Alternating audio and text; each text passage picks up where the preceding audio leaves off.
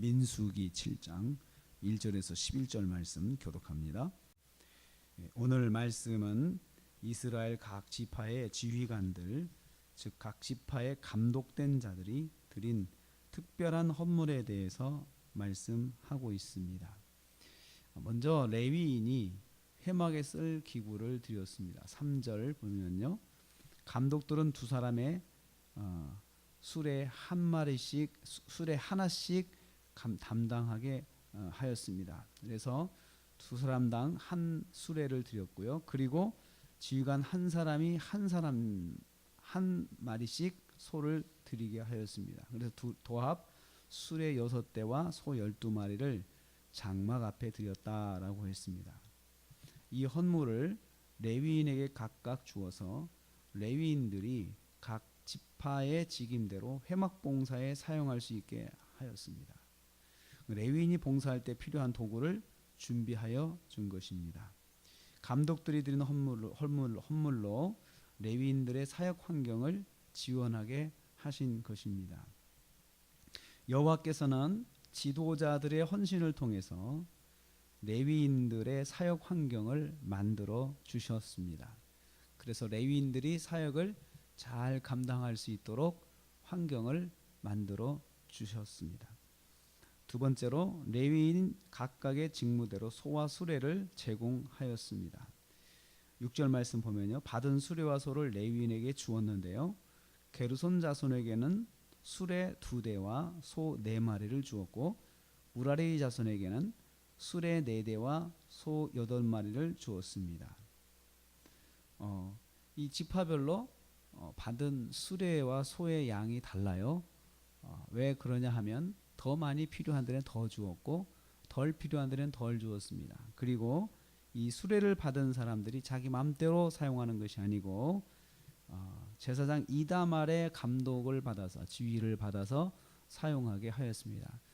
그러니까 그 마음대로 또 사적으로 그렇게 사용하는 것을 막는 것이죠. 그래서 꼭 하나님의 일을 위해서만 사용할 수 있도록 감독을 받게 하였습니다. 그런데 고앗 자손에게는 하나도 주지 않았습니다. 왜냐하면 고앗 자손은 수레가 필요하지 않았어요. 그들은 어깨에 매는 일을 하였기 때문에 줘봤자 사용될 일이 없기 때문에 주지 않았습니다. 그래서 이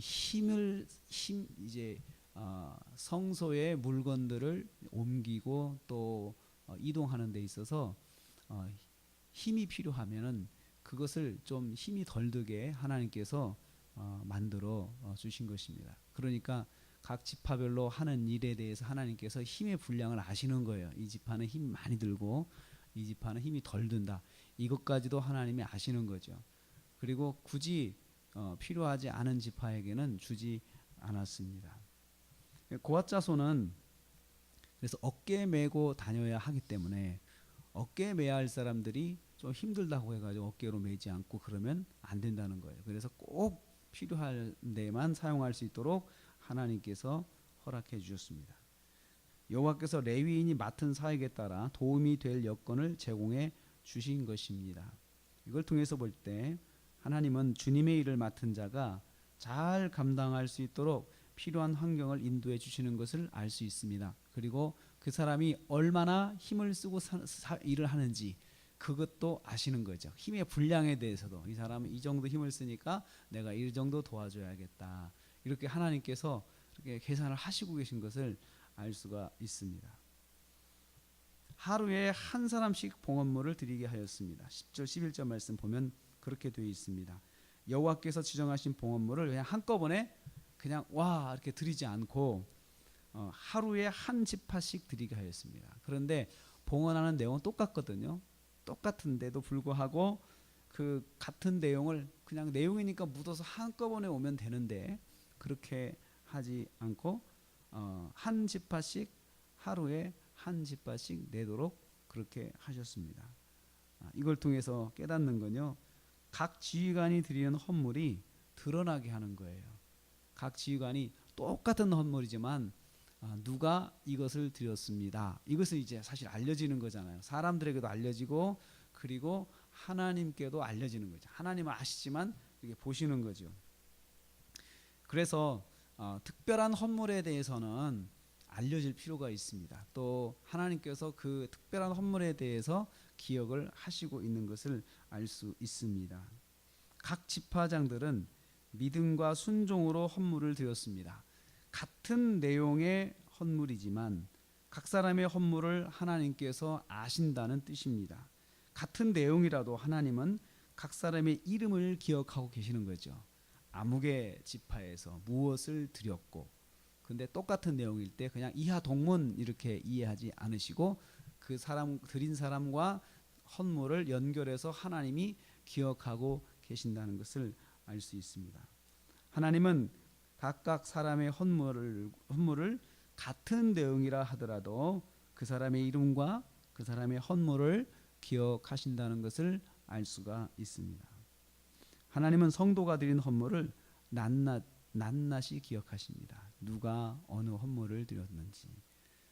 우리가 그냥 예배 시간에 그냥 하나님께 헌금함에 놓고 들어가지만 하나님께서는 그것을 다 아신다는 것입니다. 누가 어느 헌금을 드렸는지, 그리고 어떤 헌신을 하였는지 하나님은 그렇게 아신다는 거죠.